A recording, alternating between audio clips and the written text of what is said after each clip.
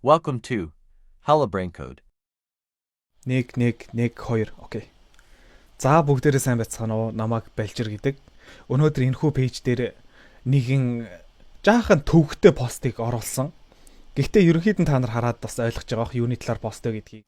Ийм болохоор энэхүү постыг уншиж ойлгохыг хүсэж байгаа. За мөн IT-ийн чиглэлээр Японд ажиллах хүсэл эрмэлзэлтэй боловч IT-ийн мэдлэг мэдгэдэггүй байхгүй Японд байдаг залуучууд байх юм бол энэ та нарт зориулсан видео бичлэг шүү. За тэгээд дэлгэрэнгүй мэдээллийг өгөхөөс өмнө нэг жижигхэн таск буюу жижигхэн болцол байгаа. Энэхүү болцлыг хийж гүйцэтгэсэн хүмүүс дэлгэрэнгүй мэдээллийг өгөөд явсан зөв болов гэж бодож байгаа болохоор тэрэнд нь тусламж болох үүднээс энэхүү бичлэгийг хийгээд энэ дээр бүгдээрээ хэрхэн яаж энэ даалгаврыг хийж гүйцэтгэх талаар хамтдаа хийгээд үзээд явъя. За тэгээд гол таск руу оръё.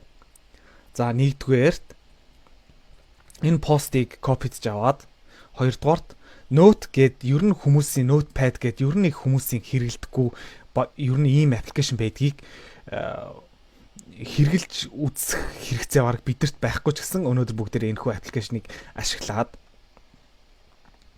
Notepad дээр сайн постыг оруулсан постоо save хийгээд энийг хадгалахдаа ямар ч нэр өгч болно.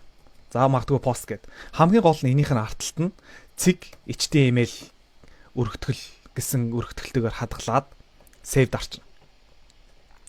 За save хийсэн файлаа бүгдээрээ веб браузер дээр ихвчлэн хүмүүс Chrome ашигладаг. За тэгээ Chrome дээр нээгээд харах юм бол яг манай пост бүрэн утгаараа бүрэн зөв байдлаараа харагдана. Ингэж хийж чадсан хүмүүс байх юм бол скриншот хийгээд бид нар руу явуулаарай. За тэгээд та бүхэндээ амжилт хүсье. Баярлалаа.